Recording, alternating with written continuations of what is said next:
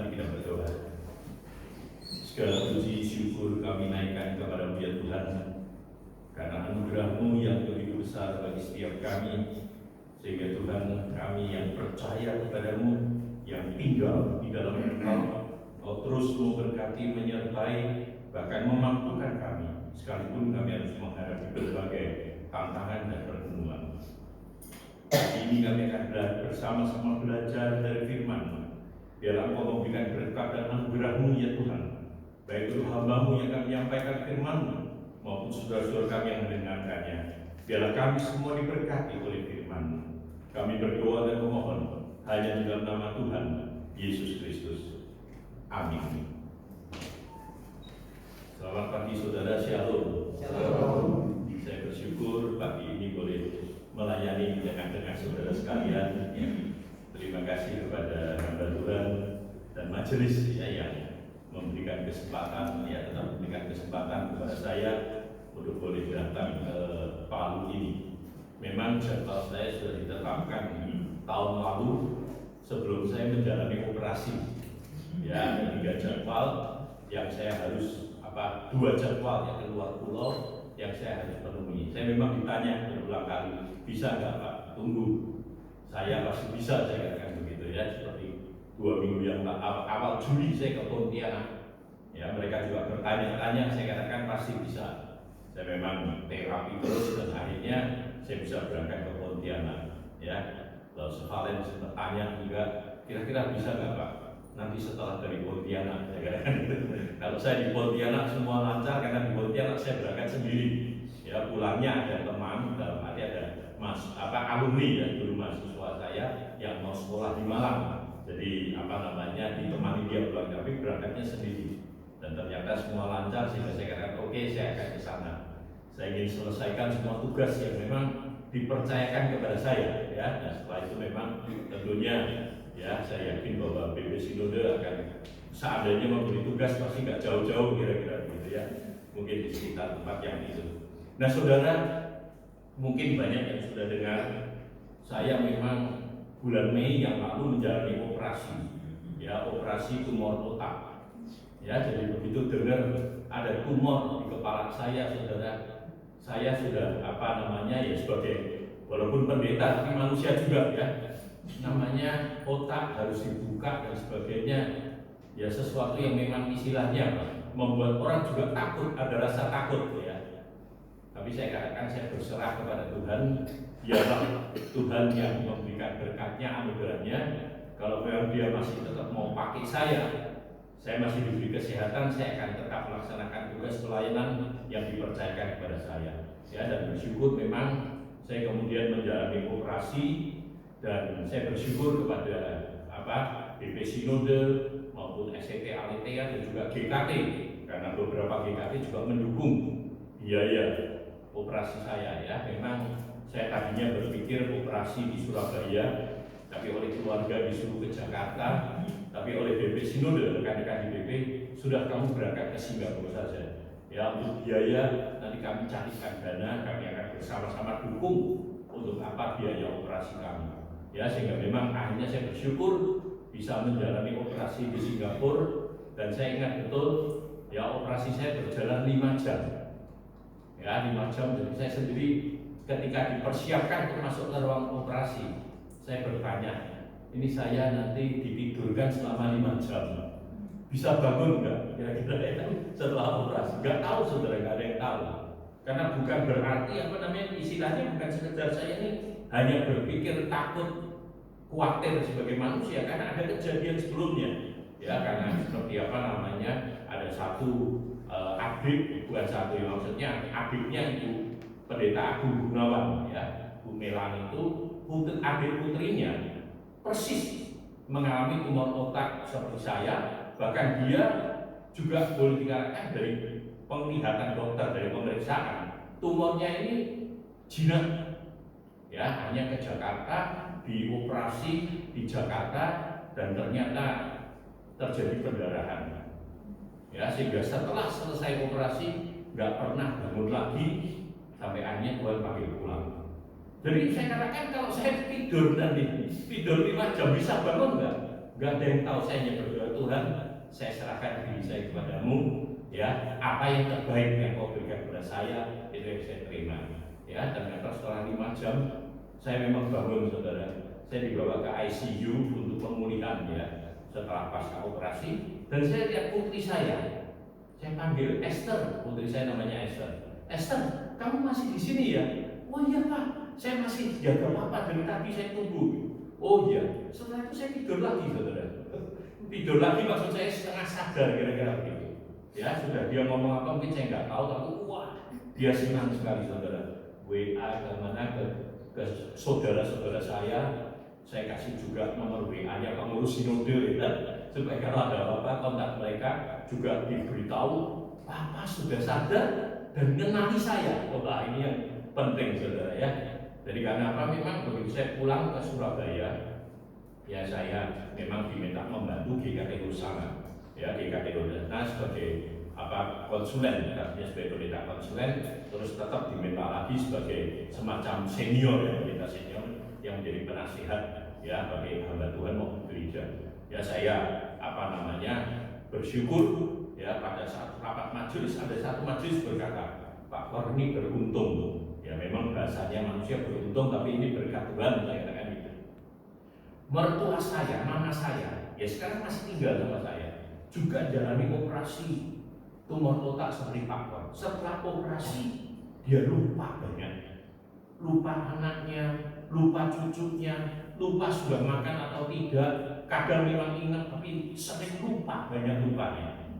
Ya, terus ada satu lagi cerita, bos saya, teman saya, dia itu direktur dari perusahaan saya, lupa perusahaan apa. Wah, dia orangnya luar biasa, kena tumor otak, setelah operasi juga begitu, lupa segalanya, nggak tahu apa-apa. Ya, jadi seperti orang yang pikun, yang itu dan sebagainya. Pak Kor ini masih ingat semuanya. Saudara, saya yang berkata, Pak, puji Tuhan, saya katakan gitu. Ya, yang lumpuh kaki saya, bukan otak saya. Kalau otak saya yang lumpuh, saya bayangkan bukan saja saya nggak bisa pelayanan, tapi saya juga merepotkan keluarga banyak orang, kira-kira gitu. Sehingga saudara, saya bersyukur kepada Tuhan. Awalnya saya hanya bisa berjalan dengan kursi roda. Ya, saudara saya, keluarga saya dorong saya kemana-mana dengan kursi roda. Tapi kalau saya terapi, saya bisa belajar berjalan dengan apa? Tongkat yang berbentuk U. Yang ikut sidang sinode tahu, ya, saya masih ikut sidang sinode 1 bulan pasca operasi, ya, 1 bulan pasca operasi masih ikut sidang sinode dan bisa berjalan walaupun dibantu oleh beberapa teman. Tapi sekarang saya bisa berjalan dengan 1 tongkat ini, bahkan kalau memang tenang tidak tergesa-gesa saya berjalan tanpa tongkat. Sehingga saudara, memang, ya, kemarin juga saya ceritakan, ya, seperti Paulus, ya, dia punya duri dalam daging. Ya, dia minta supaya duri dalam daging ini dicabut darinya.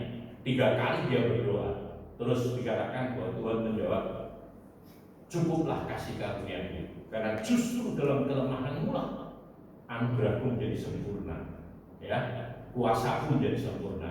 Sehingga saya sendiri berkata bahwa memang saya mengalami kelemahan, ya, tapi sekali lagi ini adalah anugerah Tuhan yang besar dan sempurna buat saya, sehingga saya boleh tetap bisa melayani Dia dan tetap bisa sampai ke Palu, ya, dengan berkat dan pimpinan Tuhan. Ini yang luar biasa. Bukan itu saja, saudara, anugerah Tuhan begitu besar. Ya, waktu saya kena sakit itu bulan Mei, bulan Juli ada sidang sinode, saya pasti turun dari ketua sinode. Ya, jadi sekitar 4 bulan lagi, ya, bulan Mei, ya, 4 bulan, nggak sampai 3 bulan lagi, saya akan turun dari BP sinode, bukan lagi ketua. 1 bulan kemudian setelah sidang sinode, ya, di SDT Aletia bulan Agustus, saya akan pensiun. Sehingga saya katakan Tuhan memberikan berkat dalam tanda kutip buat saya justru pada saat yang tepat. Kalau saya sudah pensiun, ceritanya berbeda, betul nggak?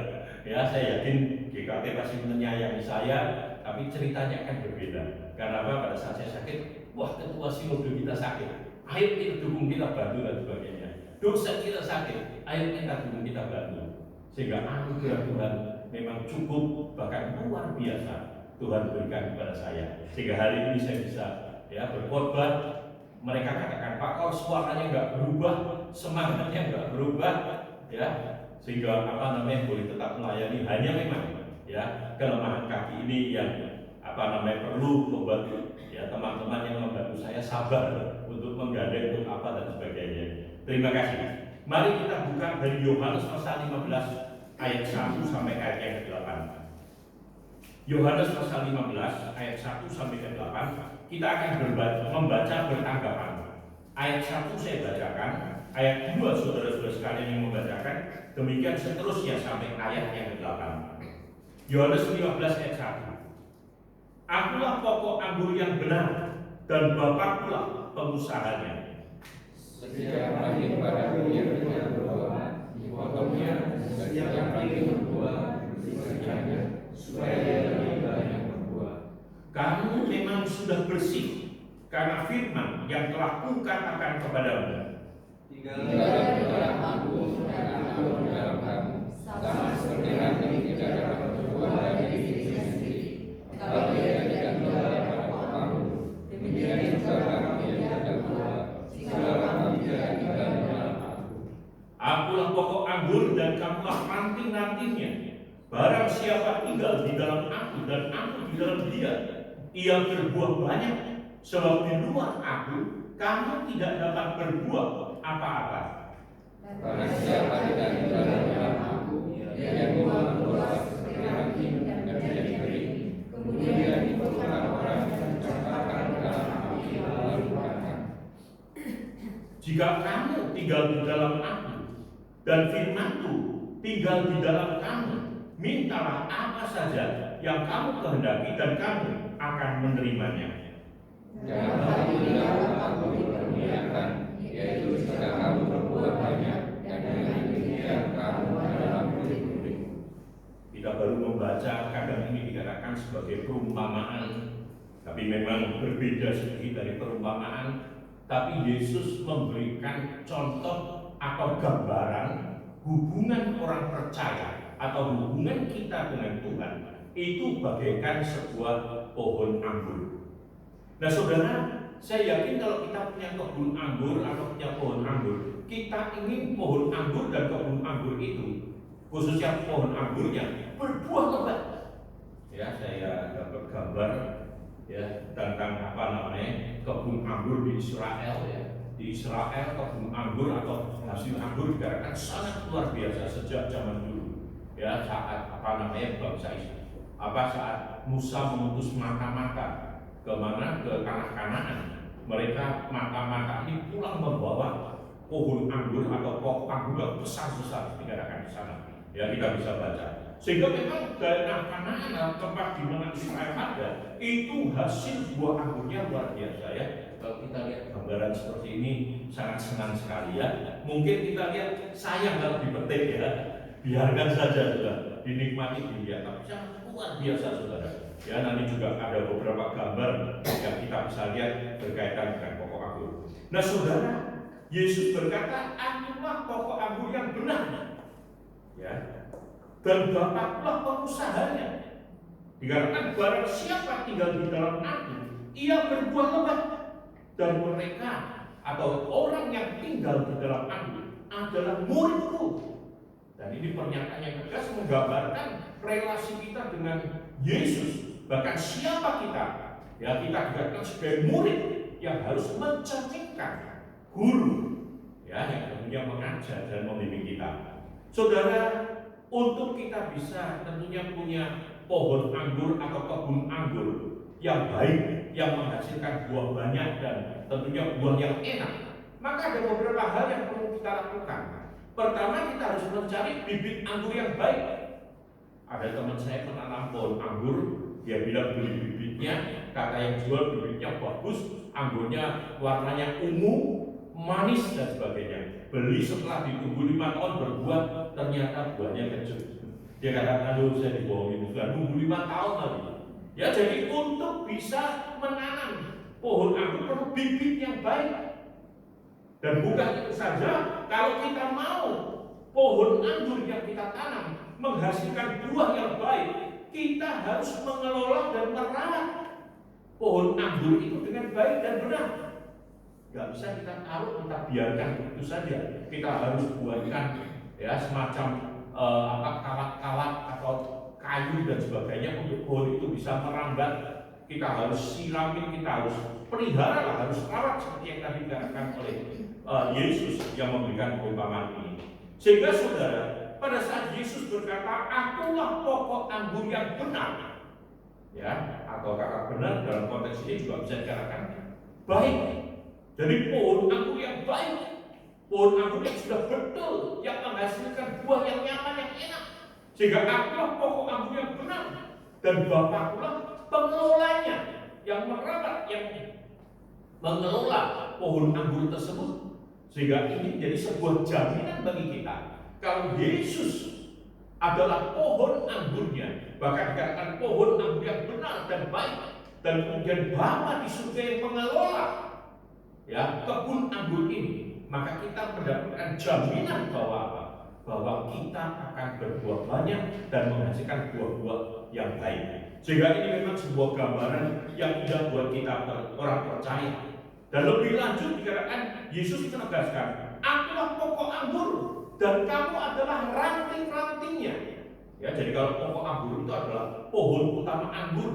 Kadang pohon anggur itu nggak terlalu besar, saudara. Ya, dia pohon utama, dan kemudian pohon ini akan memunculkan cabang-cabang dari pokok anggur ini. Ya, cabangnya banyak, bahkan cabangnya bisa kemana-mana. Sejauh mana kita buatkan rangkaian untuk apa? Untuk pohon ini bisa menjalar. Ya, dan dikatakan kalau ranting tetap menempel pada pokok anggur, maka dikatakan ranting atau pohon anggur ini akan hidup.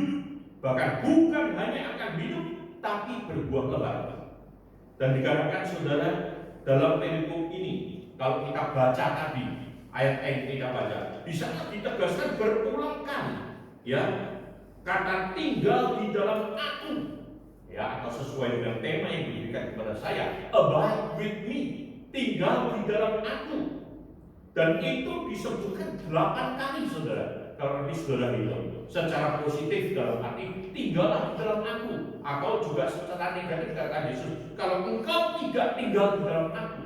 Sehingga kata tinggal di dalam aku disebutkan 8 kali. Tentunya kata ini sangat penting.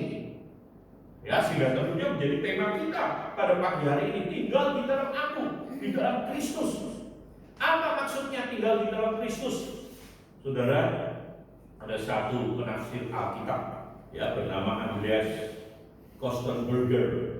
Ya, dia yang menulis Baker Exegetical Commentary. Ya, saya baca tafsiran ini dan juga beberapa tafsiran lain. Saya simpulkan, saudara, tinggal di dalam Yesus mempunyai beberapa arti. Ya, yang pertama, tinggal di dalam Yesus itu berarti apa? Mengikut Yesus atau bersama dengan Yesus kemanapun dia pergi. Dan ini adalah model pemuritan yang dilakukan oleh Yesus, yang juga banyak dilakukan gereja-gereja, dalam arti membentuk kelompok kecil.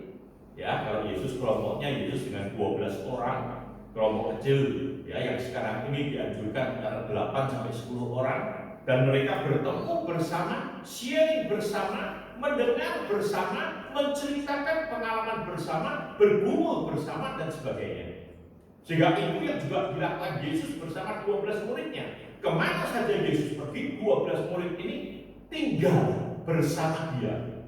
Ya, sehingga kemudian dikatakan nantinya kalau kita lihat setelah ke-12 murid bersama dengan Yesus, suatu kali Yesus meninggalkan mereka ini dari 12 ini, yang kemudian kita tahu 11 karena Yudas tidak ada, dan kemudian dari 11 murid ini Injil tersebar di seluruh dunia. Ya, asal mereka tetap ada dalam pokok anggur. Mereka mencapai berbagai tempat dan sebagainya, berbuah lebat, sehingga sampai hari ini, ya, kekristenan ada di mana-mana oleh karena karya Kristus yang sudah dinyatakan bagi kita. Ya, bukan hanya bersama Yesus atau mengikut Yesus kemana saja dia pergi. Kedua, memiliki relasi yang erat dengan Yesus, relasi yang erat yang tidak bisa dipisahkan. Ya, sama dengan ranting yang menempel di pokok anggur. Begitu ranting itu terlepas dari pokok anggur, pasti ranting itu akan mati, tidak berguna. Tapi kalau ranting itu mau hidup dan berbuah lebat, maka dia harus menempel terus dalam pokok anggur, sehingga dikatakan memiliki relasi yang kuat dengan Yesus. Ya, bahkan bukan itu saja, ada yang dia mengatakan bahwa tinggal di dalam Yesus juga berarti apa? Berpegang teguh pada pengajarannya, pada ajarannya. Sehingga memang mereka mendengar atau ikut Yesus, mendengar apa yang Yesus ajarkan, mendengar apa yang Yesus contohkan dan teladankan. Bahkan dikatakan mereka diminta berpegang teguh kepada pengajarannya. Bukan hanya berpegang teguh kepada pengajarannya, tapi juga yang keempat, mentaati perintah-perintahnya. Jadi tinggal di dalam Yesus bukan hanya kita bersekutu beribadah hari Minggu saja, dan kita berkata Yesus hadir bersama dengan Yesus, tapi tinggal di dalam Yesus atau abide in me, ya Yesus katakan begitu. Itu berarti kita mempunyai relasi yang dekat terus menerus di dalam hidup kita bersama dengan Yesus tiap hari dalam kehidupan kita. Bahkan kita berpegang teguh kepada pengajarannya dan mentaati atau melaksanakan semua perintah-perintahnya. Kalau itu kita lakukan, maka dikatakan akulah pokok anggur kamu nantinya. Kalau kamu di dalam aku, kamu akan berbuah lebat. Kadang kita nggak hidup, ya seringkali orang Kristen tidak hidup, tidak mati, atau kita tidak berbuah, mungkin karena kita tidak tinggal tetap di dalam Kristus dan memiliki hubungan atau relasi yang erat dengan Kristus. Ya, relasi atau hubungan kita hanya nampak pada hari Minggu saja, saat kita beribadah, saat kita dekat ke rumah Tuhan. Tapi setelah itu tidak membaca Alkitab, tidak berdoa, ya tidak memuji Tuhan dalam hidup kita selama 1 minggu, nanti minggu datang lagi. Kalau hubungan kita nggak erat dengan Tuhan, bagaimana kita bisa diberkati dan bagaimana kita bisa berbuat secara Kristus? Nah saudara, ada beberapa hal yang kita bisa belajar bersama tentang tinggal di dalam Dia. Yang pertama, tinggal di dalam Dia berarti memiliki relasi dengan Kristus. Memiliki relasi dengan Kristus. Dan relasi kita dengan Kristus digambarkan seperti sebuah pohon anggur. Ya, Anda lihat gambar selanjutnya. Pohon anggur. Ya, jadi di tengah itu ada batang utamanya. Ya, kemudian carang-carangnya berkeliling kemana sejauh diberikan rangkaian ya di atas itu, sehingga satu pokok anggur ini dia pergi kemana-mana dan kemudian dari sanalah akan muncul banyak buah anggur. Ya sehingga memang dikatakan kita walaupun sudah ya seperti ranting anggur sudah berjalan jauh dari pokok anggur, tapi asalkan kita tetap menempel pada pokok anggur, maka dikatakan dia akan hidup dan dia akan berbuah lebat. Ranting harus tetap tinggal di dalam pokok anggur supaya bisa hidup, bisa nanti berbunga dan kemudian berbuah. Ya, bahkan dikatakan berbuah lebat. Bahkan dikatakan kalau kita tidak tinggal di dalam ranting tersebut, kita tidak akan hidup. Kita tidak bisa berbuat apa-apa, kita tidak menghasilkan buah. Bahkan kita tidak menghasilkan buah kehidupan kalau kita tidak bergantung dan tinggal di dalam Kristus. Bukan itu saja, dikatakan kita harus tinggal di dalam firman-Nya. Ya, firman-Ku tidak kau dalam firman-Ku, dan dikatakan kalau kita tinggal di dalam firman-Nya, dalam arti firman Tuhan menjadi penuntun dan pembimbing hidup kita, maka disebutkan kita akan berbuah. Dengan demikian saudara, kalau kita punya relasi yang dekat dengan Kristus terus menerus, sehingga kita bisa hidup, bahkan kita bisa berbuah, itu dikatakan baru kita disebut sebagai murid Kristus. Ya, dan saudara, sebagaimana juga ditegaskan oleh ya Yesus ya di dalam Yohanes 8 ayat 31, dikatakan jikalau kamu tetap dalam firman, kamu benar-benar adalah murid. Kalau kita mempelajari firman Tuhan, kita berpegang teguh kepada firman Tuhan, kita mentaati dan melaksanakan firman Tuhan, kita benar-benar adalah murid-murid Kristus. Bahkan kita dikatakan akan berbuah lebat. Itu yang pertama. Jadi saudara tinggal di dalam Kristus artinya punya relasi yang erat dekat dengan Kristus dan terus menerus. Yang kedua saudara, hidup yang terus dibersihkan. Jadi kalau kita tinggal di dalam Kristus, maka hidup kita akan terus dibersihkan oleh Kristus. Dan itu digambarkan juga dengan pokok anggur. Pada saat orang menanam pohon anggur, maka dia harus merawat pohon anggur itu. Dikarenakan apa? Ranting yang tidak berbuah itu dipotong, dibuang. Ranting yang kering itu juga dipotong, dibuang, dibersihkan. Saudara, saya ingat ya, di SCT Aleti ada pohon lengkeng ya. Yang pernah ke SCT Aleti tahu ya, di depan kantor yang lama, yang waktu itu saya sebutkan kantor itu namanya Sola Fide ya. Terus perpustakaan Sola Scriptura ya, auditoriumnya Sola Gracia ya. Kantor itu Sola Fide, kenapa? Di sana SCT Aleti pertama kali berdiri. Di depannya persis ada pohon lengkeng ya. Dan saudara, saya ingat waktu saya baru pulang dari Amerika, pohon lengkeng itu berbunga. Terus salah satu tukang yang memang dulu waktu saya mahasiswa dekat dengan saya, dia ngomong, "Pak, kalau mau pohon lengkeng ini buahnya bagus, banyak, besar-besar, harus diberikan apa namanya, keranjang, Pak." Keranjang itu dari bambu, anyaman bambu untuk menutupi, ya itu yang bagus. Tapi sekarang pakai apa? Pakai karung beras yang putih itu ya, yang anyaman putih itu, atau kadang pakai kertas semen dan sebagainya. Tapi yang bagus dengan itu, orang Jawa bilang itu, saya nggak tahu di kereneng ya. Kereneng itu dibuat dari anyaman bambu. Biasanya dulu kalau beli buah, beli apa itu pakai itu. Harus pakai itu, Pak. Saya tanya, berapa harganya? 300 rupiah, Pak. Oh tidak, kalau beli 500, saya bilang gitu, beli apa namanya, waktu itu saya sudah beli, bukan beli 300 atau berapa. Ya karena dia kata ini banyak, Pak, butuh kira-kira 300. Ya sudah, belikan. Saya katakan nanti saya bilang, Pak, kalau berbuah saya ambil 10 kilo kira-kira gitu ya. Supaya apa, uangnya dari saya, karena kalau minta ke sekolah untuk beli ini mungkin nanti harus repot-repot, saya bilang gitu. Sudah, saya tangani. Saudara, ternyata ya kemudian dia ambil, saudara, dia potong carang-carangnya, saudara. Daun-daun itu dikurangi. Saya bilang, jangan, daunnya jangan dikurangi. Karena dalam dulu kalau sekolah daun itu kan tempat masak ya, kira-kira gitu ya. Oksidasi, proses sendiri untuk memberi makanan seluruh pohon. Wah, Pak, ini caranya begitu, Pak, kalau di kampung. Waduh, saya sudah nggak bisa bicara kalau itu ya. Jadi dikurangi banyak sehingga seperti tinggal apa, pohon itu tinggal daun sedikit dan dengan apa pembungkus itu saja. Tapi betul, saudara, setelah 1-2 bulan buka, buahnya besar-besar. Mereka bilang ini baru pertama kali buahnya banyak, besar-besar. Karena apa? Dirawat dengan baik. Ya, itu pohon lengkeng. Pohon anggur juga mirip demikian. Ada yang dibungkus supaya apa? Tidak sampai kena juga lalat. Ya, lalat buah dan sebagainya yang bisa merusak segalanya. Tapi yang jelas maksudnya adalah dirawat. Ranting yang tidak berbuah dibuang. Ranting yang kering dibuang karena apa? Ranting yang tidak berbuah maupun yang kering ini akan menghalangi pertumbuhan yang baik. Ya, karena apa? Makanan kalau rantingnya semua berbuah, makanan akan dikirim ke semua ranting yang berbuah itu dan buahnya akan jadi bagus dan tetap. Jadi saudara-saudara sekalian, itu yang harus dilakukan. Nah, kita sebagai orang percaya juga sama mengalami pembersihan dari Kristus.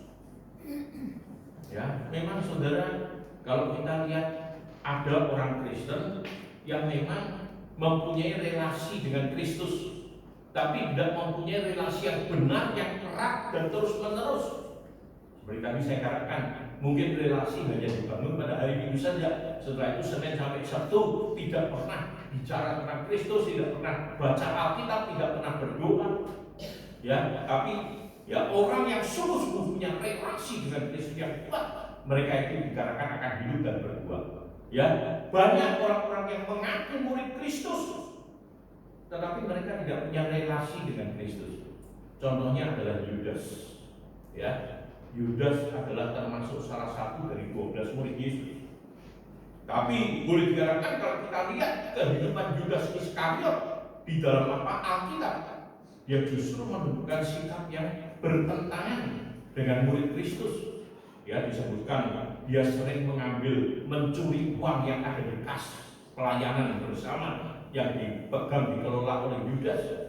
Bahkan pada saat ada wanita yang menunjukkan kasih yang besar kepada Yesus dengan memakai minyak napasku murni, dia menjadi emosi, paling tidak dikatakan demikian ya. Bukankah minyak ini bisa dijual 300 dinar dan uangnya bisa dibagikan kepada orang miskin? Dan Alkitab memberi catatan, sebenarnya Yudas tidak peduli pada orang miskin, tapi peduli pada dirinya sendiri. Kalau dia lihat uang, dia mungkin memilih uang daripada apa? Orang yang menyembah dan memberikan kasihnya kepada Yesus. Bahkan dia memilih uang 30 keping perak untuk menunjukkan di mana tentara Romawi bisa menangkap Yesus. Sehingga dia memang disebut sebagai kelompok murid Yesus, tapi dia tidak punya relasi yang dekat dengan Yesus. Bagaimana dengan kita, saudara? Apakah kita juga murid Kristus? Murid Kristus yang sejati, yang punya relasi dengan Kristus, yang tinggal di dalam Kristus? Kalau benar, hidup kita perlu terus dibersihkan. Ya, dikatakan dibersihkan bagaimana? Hidup kita perlu dibersihkan dari kebiasaan buruk. Ya, sebagai manusia tentunya kita tidak lepas dari kegagalan. Murid Yesus pun ada yang gagal. Petrus gagal, ya karena sombong, bahkan dia menyangkal Yesus. Tapi murid yang sejati, sekalipun pernah gagal, dia akan bertobat, dia akan menangis, menyesali dosanya, dan dia akan kembali kepada Kristus. Jadi kita pun juga demikian. Kita mungkin punya perangai buruk, sifat buruk. Di dalam Kristus kita harus dibersihkan. Apa yang buruk itu harus dikerat, dibuang. Ya, kita tidak akan menjadi sempurna dalam satu saat, tapi sebuah proses yang harus terjadi supaya kita menjadi lebih baik. Kita, ya, apa yang perlu dibersihkan? Karakter yang tidak membangun. Ya, memang karakter yang keras tentunya bisa membuat kita menjadi orang yang tegas melakukan apa, tapi seringkali saudara, karakter yang keras membuat kita juga emosional, dan mungkin apa yang kita lakukan bisa menjadi apa, menyakiti orang lain dan sebagainya. Sehingga kita perlu juga terus dibangun, dibersihkan secara khusus di dalam karakter dan kehidupan kita. Kemudian apa? Dosa dan pelanggaran kita sebagai orang percaya, kita juga bisa gagal, bisa jatuh dalam dosa. Tapi kita tidak akan tinggal di dalam dosa. Kita akan keluar dan meninggalkan dosa dan mendekatkan diri kepada Allah. Saya sering gambar atau berikan ilustrasi seperti ayam dan bebek. Mungkin dulu saudara pernah mendengar ilustrasi ini. Ayam dan bebek bedanya apa? Saudara, kalau ayam dan bebek ya sudah di kandang cukup lama, lalu suatu kali ada datang ya ambil bebek itu, ambil ayam itu dan bebek, dan kemudian ya mungkin di dalam dekat rumah Anda, belakang rumah Anda ada kolam, ya kolam ikan atau kolam apa saja yang ada airnya cukup banyak, lalu Anda lemparkan bebek ke dalam kolam itu. Apa yang terjadi, saudara? Wah, bebek itu senang sekali, betul. Ya, dia senang berenang, kepalanya masuk, nyiram keluar lagi, walaupun airnya kotor, ya kelihatan hijau atau coklat, nggak peduli dia. Ya begitu, kalau air keluar, dia berenang, dia masuk keluar, dan itu senang sekali tinggal di sana. Inilah yang mencari selama ini, kira-kira gitu. Tapi kalau ayam, Anda ambil juga Anda lemparkan ke dalam kolam itu, apa yang terjadi? Kakinya menyentuh air, begitu menyentuh air dia akan apa? Berjuang untuk lari keluar dari air ini. Dia berkata, ini bukan tempatku. Kalau aku tetap ada di sini, aku akan mati. Sehingga dia cepat keluar, berusaha berenang ke daratan, keluar dari sana. Itu adalah gambaran kita sebagai orang Kristen. Ya, kalau kita orang yang tidak punya relasi yang erat dengan Tuhan, jatuh dalam dosa, kita justru bersenang-senang di dalam dosa seperti bebek tadi. Tapi kalau kita orang Kristen yang benar, yang baik, kita akan seperti ayam. Kita bisa jatuh dalam kolam. Tapi begitu kita menyentuh air di sana, kita tahu ini bukan tempatnya. Aku harus keluar dari sini. Untuk apa? Untuk ya dalam konteks ini datang dan berbalik, datang kepada Kristus.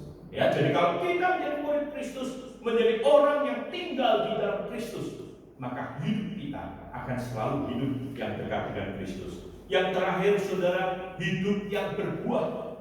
Tinggal di dalam Kristus akan membuat kita menjadi memiliki hidup yang berbuah. Tadi dalam Yohanes 15 ayat 8 yang sudah kita baca tadi bersama, dikatakan dalam hal inilah Bapa-Ku dipermuliakan, yaitu jika kamu berbuah banyak, dengan demikian kamu adalah murid-murid-Ku. Jadi kalau kita tinggal di dalam Dia, abide in Him. Ya, dikatakan kita punya relasi yang terus-menerus dan erat dengan Kristus. Maka kita akan hidup. Bukan hanya kita hidup, kita akan berbunga.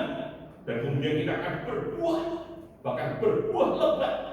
Dan dikatakan kalau itu terjadi, kamu adalah murid-muridku. Dan saudara, Tuhan Tuhan menghendaki kita ya sebagai murid-murid Kristus. Kita dipanggil untuk apa? Hidup di dalam Dia. Seperti yang dikatakan, memiliki relasi terus-menerus dengan Kristus. Kemudian dikatakan juga dalam ayat tadi, firman-Ku tinggal di dalammu. Maksudnya apa? Hidup kita dituntun, dibimbing oleh firman Tuhan. Bukan itu saja, saudara.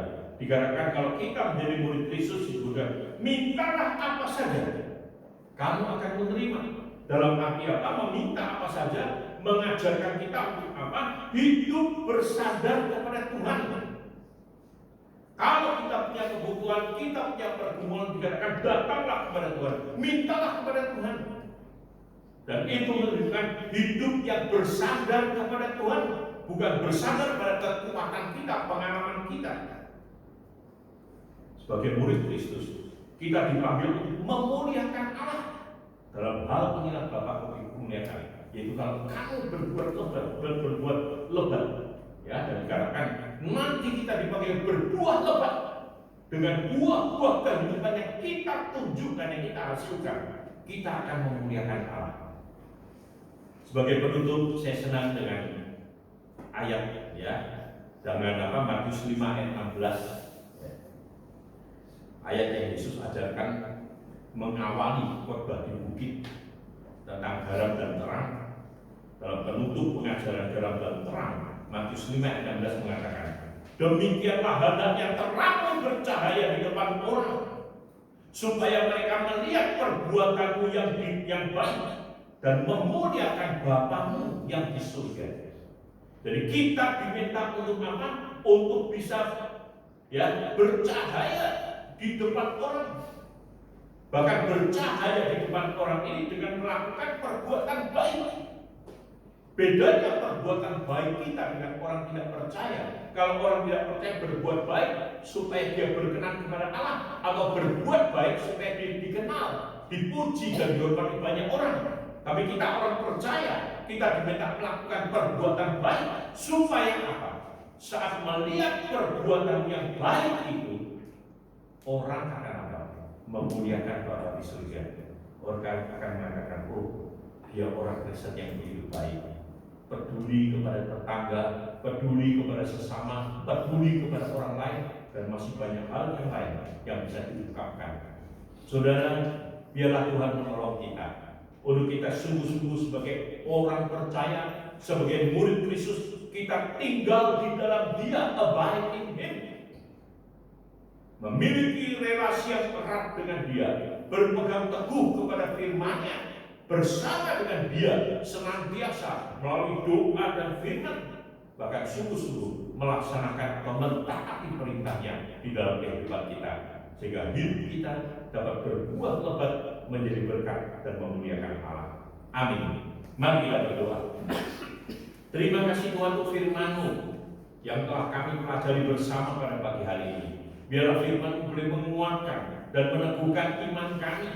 Kau tolong kami Tuhan, biarlah kami bukan hanya sekedar mengikut Kristus, tapi biarlah kami sungguh-sungguh mengikut Kristus dengan ditunjukkan melalui relasi kami yang dekat dan erat terus-menerus dengan Kristus. Ditunjukkan dengan kami yang terus rindu bersama dengan Kristus, baik melalui persekutuan doa pribadi kami, persekutuan doa di gereja, baik melalui firman Tuhan yang kami baca pribadi atau yang kami baca bersama di gereja, sehingga Tuhan sungguh-sungguh kami rindu untuk bersama dengan Kristus senantiasa, dan bukan hanya belajar firman-Mu, tapi berpegang teguh. Sehingga ya Tuhan, kami boleh diberkati dan boleh menjadi berkat. Kami boleh berbuah lebat dan memuliakan nama-Mu. Demi Yesus Kristus kami berdoa. Amin.